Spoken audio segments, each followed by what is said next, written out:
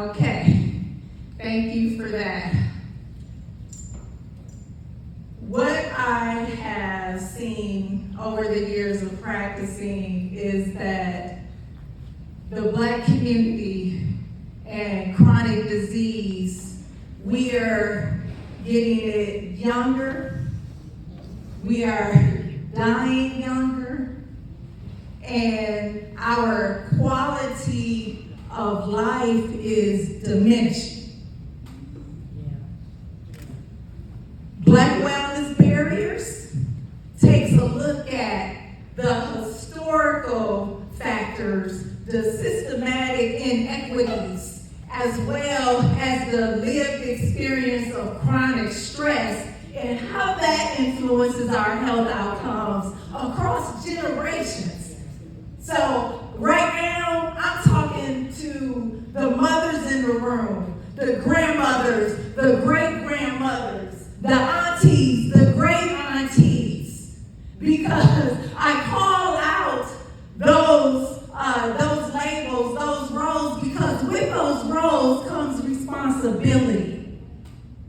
It doesn't just stop with you. We have a responsibility to the young people coming up behind us. We are the elders. We are the ones that guide them and lead them. But the information is getting disconnected. We are right now in a political era where our cultural history is getting erased. So within the next 20 to 30 years, the young people, your great-grandchildren, aren't going to know this if we don't tell them.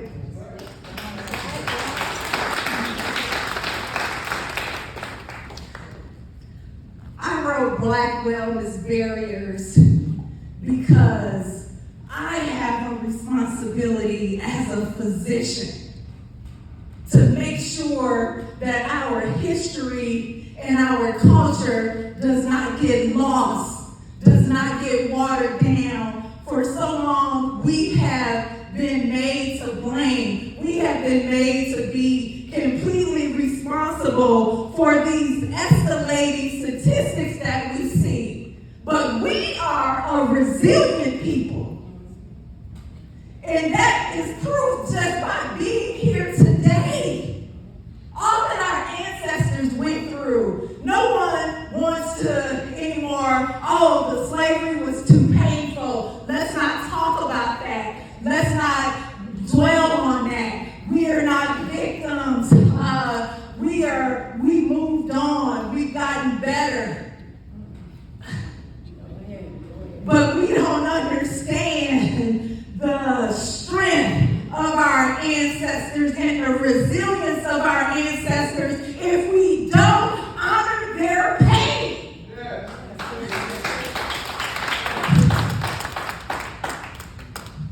Black Wellness Barriers goes through from history to showing the structural systems that have been built by design to make sure that we are stuck in cycles of survival. And what I do is demonstrate how history becomes stress and stress becomes disease. Say that with me. History becomes stress and stress becomes disease.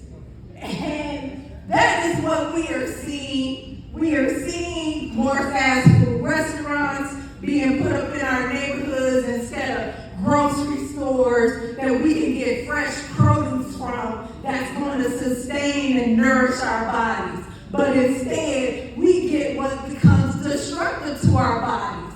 But we are told as a community, put the fried chicken and the macaroni and cheese down. Get off the couch. But while not looking at, you don't have enough sidewalks in our neighborhood for us to feel safe walking around.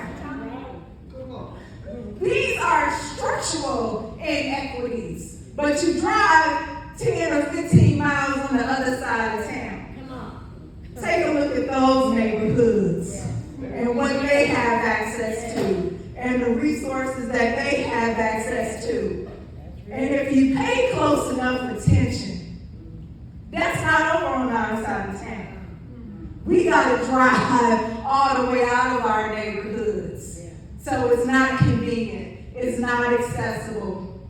And these are the things that don't come up in the conversations when it gets watered down to simply bad behavior that is causing disease. I want to